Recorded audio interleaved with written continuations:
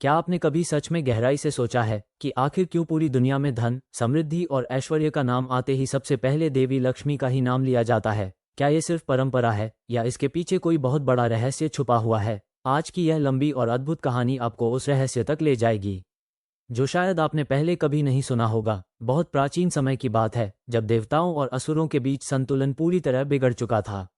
धर्म कमजोर पड़ चुका था और अधर्म तेजी से बढ़ रहा था। देवता अपनी शक्तियां खो चुके थे।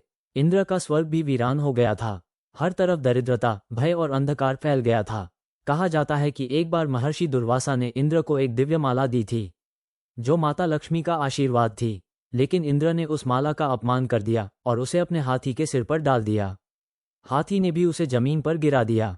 ये देखकर महर्षि दुर्वासा क्रोधित हो गए और उन्होंने इंद्र को श्राप दे दिया, तुम्हारा सारा वैभव और लक्ष्मी तुमसे दूर हो जाएगी। बस फिर क्या था, लक्ष्मी जी स्वर्ग से चली गईं और उनके जाते ही सब कुछ बदल गया। धन समाप्त हो गया, खुशहाली खत्म हो गई, देवता कमजोर हो गए और असुरों ने तीनों लोकों पर कब्जा करना शुरू कर दिया। घबराकर सभी देवता भगवान विष्णु के पास पहुंचे। उन्होंने हाथ जोड़कर कहा, प्रभु हमें बचाइए, हमारे पास अब कुछ भी नहीं बचा। भगवान विष्णु ने शांत स्वर में कहा, समय आ गया है कि तुम सब मिलकर क्षीर सागर का मंथन करो।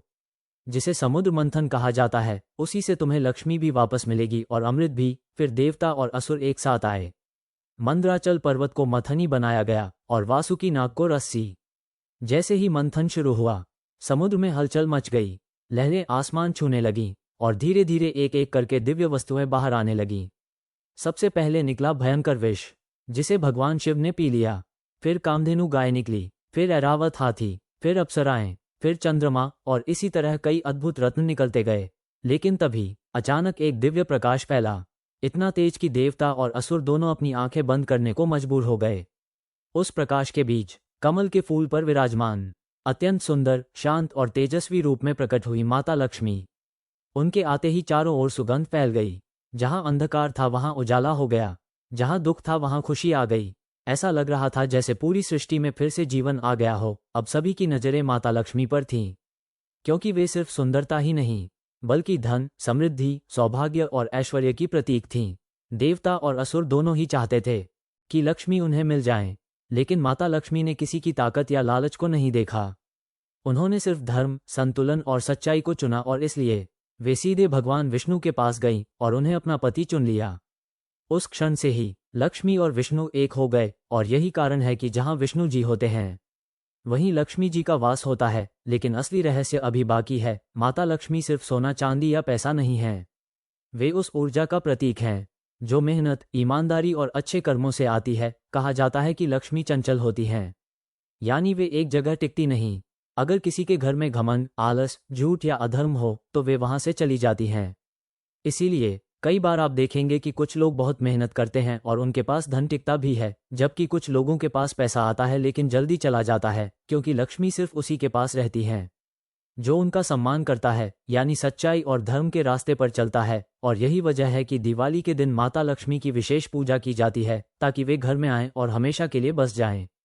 तो अब आप समझ गए होंगे कि लक्ष्मी को धन की देवी क्यों कहा जाता है, क्योंकि वे सिर्फ पैसे की नहीं, बल्कि जीवन की हर उस चीज की देवी हैं जो हमें खुश, सफल और संतुष्ट बनाती है। अब तक आपने जाना कि कैसे देवी लक्ष्मी समुद्र मंथन से प्रकट हुई और उन्होंने भगवान विष्णु को अपना जीवन साथी चुना। लेकिन असली रहस्य, असली कहानी अब शुरू होती है। लक्ष्मी जी के विष्णु जी के साथ जाने के बाद तीनों लोकों में फिर से संतुलन स्थापित हो गया। स्वर्ग में खुशहाली लौट आई, धरती पर हरियाली छा गई और मनुष्यों के जीवन में धन और सुख का प्रवाह शुरू हो गया। लेकिन समय के साथ एक बार फिर कुछ ऐसा हुआ जिसने पूरी सृष्टि को हिलाकर रख दिया। धरती पर एक राजा था जिसका नाम था बलि, यानी राजा बलि। वो बहुत शक्तिशाली, दानी और न्यायप्रिय था। उसकी ख्याति चारों ओर फैल गई थी, यहाँ तक कि देवता भी उससे डरने लगे थे। राजा बलि ने कठोर तप किया और उसे अपार शक्तियां प्राप्त हुईं। धीरे धीरे उसने तीनों लोकों पर अधिकार जमा लिया, स्वर्ग भी उसके अधीन आ गया। देवता फिर से परेशान हो गए। वे एक बार फिर भगवान विष्णु के पास पहुंचे और बोले, प्रभु इस बार हमारी मदद कीजिए। राजा बलि बहुत शक्तिशाली हो गया है। भगवान विष्णु मुस्कुराए, क्योंकि वे जानते थे कि बलि बुरा नहीं है, वह सिर्फ अपनी शक्ति और दान के कारण प्रसिद्ध हो गया है। लेकिन संतुलन बनाए रखना भी जरूरी था। तब भगवान विष्णु ने वामन अवतार लिया, यानी एक छोटे ब्राह्मण बालक का रूप, जिसे वामन अवतार कहा जाता है। एक दिन वामन देव राजा बलि के यज्ञ में पहुंचे। बलि ने उनका आदर किया और कहा, ब्राह्मण देव, जो भी चाहो मांग लो। वामन देव ने मुस्कुराकर कहा, मुझे बस 3 कदम जमीन चाहिए। सभी लोग हंसने लगे, लेकिन राजा बलि ने बिना सोचे समझे हाँ कर दी। तभी वामन देव ने अपना विराट रूप धारण कर लिया। पहला कदम रखा और पूरी पृथ्वी नाप ली। दूसरा कदम रखा और पूरा आकाश नाप लिया। अब तीसरा कदम रखने के लिए कोई जगह नहीं बची। राजा बलि समझ गया कि ये कोई साधारण बालक नहीं, स्वयं भगवान विष्णु हैं। उसने सिर झुकाकर कहा, प्रभु, तीसरा कदम मेरे सिर पर रख दीजिए। भगवान विष्णु ने ऐसा ही किया और बलि को पाताल लोक भेज दिया। लेकिन उसकी भक्ति और दानशीलता से प्रसन्न होकर उसे वरदान दिया। अब कहानी में आता है एक बहुत भावुक मोड़, क्योंकि भगवान विष्णु को बलि के पास रहना पड़ा और वे पाताल लोक में रहने लगे। जब ये बात देवी लक्ष्मी को पता चली तो वे चिंतित हो गईं, क्योंकि जहां विष्णु जी नहीं वहां लक्ष्मी भी नहीं। तीनों लोकों में फिर से असंतुलन फैलने लगा। धन का प्रवाह रुकने लगा। लोगों के जीवन में परेशानियां बढ़ने लगीं। तब लक्ष्मी जी ने एक योजना बनाई। वे एक साधारण स्त्री का रूप धारण करके पाताल लोक पहुंची और राजा बलि के पास गईं। उन्होंने बलि को राखी बांधी और उसे अपना भाई बना लिया। ये दिन था रक्षाबंधन का। राजा बलि बहुत खुश हुआ और उसने कहा, बहन, मैं तुम्हें क्या उपहार दूं? तब लक्ष्मी जी ने कहा, मुझे सिर्फ इतना चाहिए कि आप भगवान विष्णु को मेरे साथ वापस भेज दें। राजा बलि कुछ पल के लिए चुप हो गया, क्योंकि विष्णु जी उसके लिए बहुत प्रिय थे। लेकिन उसने अपनी बहन का मान रखा और भगवान विष्णु को वापस भेज दिया। जैसे ही विष्णु जी वापस आए, लक्ष्मी जी भी उनके साथ आ गईं और एक बार फिर तीनों लोकों में धन, सुख और समृद्धि लौट आए। लेकिन इस कहानी का सबसे बड़ा संदेश यही है, लक्ष्मी सिर्फ वहीं टिकती हैं जहां प्रेम, सम्मान और संतुलन होता है। अगर जीवन में अहंकार, लालच और अन्याय बढ़ जाए तो लक्ष्मी धीरे धीरे दूर चली जाती हैं। इसीलिए कहा जाता है, जहां धर्म है वहीं लक्ष्मी है। और यही कारण है कि आज भी हम दिवाली और रक्षाबंधन जैसे त्योहारों पर लक्ष्मी जी की पूजा करते हैं, ताकि हमारे जीवन में हमेशा सुख समृद्धि बनी रहे। अब तक आपने देखा कैसे देवी लक्ष्मी और भगवान विष्णु के मिलन से सृष्टि में समृद्धि आई, कैसे राजा बलि की कथा ने संतुलन सिखाया। लेकिन ये कहानी यहीं खत्म नहीं होती। असली रहस्य तो अब शुरू होता है। समय बीतता गया, युग बदलते गए, लेकिन एक चीज कभी नहीं बदली, लक्ष्मी का स्वभाव। वे हमेशा चंचल रहीं, यानी एक जगह टिककर नहीं रहती। धरती पर एक नगर था, बहुत ही समृद्ध। वहां के लोग मेहनती भी थे, लेकिन धीरे धीरे उस नगर में एक बुराई आने लगी। लोग मेहनत तो करते थे, लेकिन उनके मन में लालच बढ़ने लगा। वे दूसरों को गिराकर आगे बढ़ना चाहते थे। झूठ बोलना, धोखा देना, ये सब आम हो गया। और यही वो समय था जब बिना किसी को बताए लक्ष्मी जी उस नगर से धीरे धीरे जाने लगीं। पहले तो किसी को पता नहीं चला, लेकिन कुछ ही समय में वहां का वैभव खत्म होने लगा।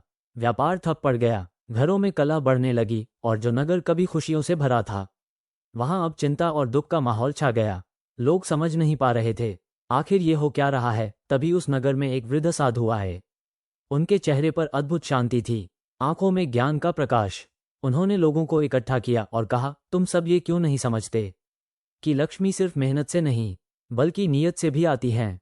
लोगों ने पूछा, क्या मतलब? साधु बोले, जब तुम्हारे मन में सच्चाई, दया और संतोष था, तब लक्ष्मी खुद चलकर तुम्हारे पास आई थीं। लेकिन जब तुम्हारे अंदर लालच, घमंड और स्वार्थ आया, तो वे तुमसे दूर चली गईं। लोगों को अपनी गलती समझ आने लगी। उसी नगर में एक गरीब युवक था, जिसका नाम था ध्रुव। वो बहुत मेहनती था, लेकिन कभी किसी का बुरा नहीं सोचता था, दूसरों की मदद करता था और हमेशा सच्चाई के रास्ते पर चलता था। एक दिन जब वो जंगल से लकड़ी लेकर लौट रहा था, उसे रास्ते में एक बूढ़ी महिला मिली। वो बहुत कमजोर थी। उसने ध्रुव से पानी मांगा। ध्रुव ने बिना सोचे समझे अपना सारा पानी उसे दे दिया और खुद प्यासा ही घर लौटने लगा। तभी वो बूढ़ी महिला अचानक एक दिव्य रूप में बदल गई। वो कोई और नहीं, स्वयं देवी लक्ष्मी थीं। ध्रुव चौंक गया और तुरंत उनके चरणों में गिर पड़ा। लक्ष्मी जी मुस्कुराईं और बोलीं, मैंने पूरे नगर में खोजा, लेकिन सच्चा धन सिर्फ तुम्हारे अंदर पाया। ध्रुव ने कहा, माँ, मेरे पास तो कुछ भी नहीं है। लक्ष्मी जी बोली, तुम्हारे पास सबसे बड़ा धन है, ईमानदारी, दया और संतोष, और यही असली लक्ष्मी है। इसके बाद लक्ष्मी जी ने उसे आशीर्वाद दिया और धीरे धीरे ध्रुव का जीवन बदलने लगा। उसकी मेहनत रंग लाई, उसका छोटा सा घर खुशियों से भर गया और देखते ही देखते वह नगर का सबसे सम्मानित व्यक्ति बन गया। लेकिन खास बात यह थी कि ध्रुव के पास धन तो आया, लेकिन उसने कभी घमंड नहीं किया। वह हमेशा दूसरों की मदद करता रहा। धीरे धीरे पूरे नगर के लोग उससे प्रेरित होने लगे। उन्होंने अपनी गलतियां सुधारी और फिर से सच्चाई और मेहनत के रास्ते पर चलने लगे। और जैसे ही लोगों का स्वभाव बदला, वैसे ही लक्ष्मी जी भी वापस उस नगर में आ गईं। फिर से वहां खुशहाली लौट आई। लेकिन इस बार लोगों ने एक बात हमेशा के लिए याद रखी कि लक्ष्मी को रोकने का एक ही तरीका है, अच्छे कर्म, सच्चाई और संतोष। इसीलिए कहा जाता है, धन कमाना आसान है लेकिन लक्ष्मी को बनाए रखना मुश्किल। और यही कारण है कि आज भी दिवाली के दिन लोग सिर्फ धन की पूजा नहीं करते, बल्कि अपने मन को भी साफ करते हैं, ताकि लक्ष्मी हमेशा उनके साथ रहें। अब तक आपने समझा कि देवी लक्ष्मी सिर्फ धन की देवी नहीं, बल्कि मन की पवित्रता, कर्म की सच्चाई और जीवन के संतुलन की शक्ति है। लेकिन अब जो कहानी आप सुनने जा रहे हैं वो इससे भी गहरी है। ये कहानी है मनुष्य के अंदर छुपी उस सच्चाई की, जिसे समझे बिना कोई भी लक्ष्मी को कभी अपने पास नहीं रख सकता। एक समय की बात है, एक बहुत ही समृद्ध राज्य था। वहां सोना, चांदी, महल, रत्नों की कोई कमी नहीं थी। उस राज्य का राजा बहुत शक्तिशाली था, लेकिन धीरे धीरे उसके अंदर एक अजीब सा डर पैदा होने लगा। उसे लगने लगा कि कहीं उसका धन उससे छिन न जाए, और यही डर धीरे धीरे लालच में बदल गया। उसने अपने महल के चारों ओर ऊंची दीवारें बनवा दी, खजाने के लिए अलग से गुप्त कक्ष बनवाया और यहां तक कि अपने ही लोगों पर भरोसा करना बंद कर दिया। अब वो हर समय बस अपने धन की रक्षा में लगा रहता। न वो खुश था, न उसे नींद आती थी। एक दिन उसके महल में एक साधु आए। साधु के चेहरे पर अद्भुत तेज था। उन्होंने राजा से कहा, राजन, तुम इतने परेशान क्यों हो? राजा ने कहा, मेरे पास सब कुछ है, लेकिन मुझे डर लगता है कि कहीं ये सब खो न दूं। साधु मुस्कुराए और बोले, यही तो तुम्हारी सबसे बड़ी गरीबी है। राजा चौंक गया। गरीबी? मेरे पास इतना धन है। साधु बोले, जिसे खोने का डर हो वो असली धन नहीं होता। राजा को ये बात समझ नहीं आई। तब साधु ने कहा, आज रात तुम अपने खजाने के पास सोना और जो अनुभव हो उसे याद रखना। राजा ने वैसा ही किया। वह रात को अपने खजाने के कमरे में सो गया। चारों ओर सोना, चांदी, हीरे जवाहरात चमक रहे थे। लेकिन अजीब बात यह थी, उसे नींद नहीं आ रही थी। उसे हर पल यही डर सता रहा था कि कोई चुरा न ले। और तभी अचानक कमरे में हल्की सी रोशनी फैलने लगी। उस रोशनी के बीच प्रकट हुई देवी लक्ष्मी।